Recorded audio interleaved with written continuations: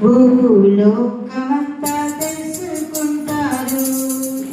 రావి కోటి తేజుడు రమ్యమైన దేవుడు, రావి కోటి తేజుడు రమ్యమైన దేవుడు, రారాజుగా వచ్చుచున్నాడు, రారాజుగా వచ్చుచున్నాడు, యేసు రాజుగా వచ్చుచున్నాడు.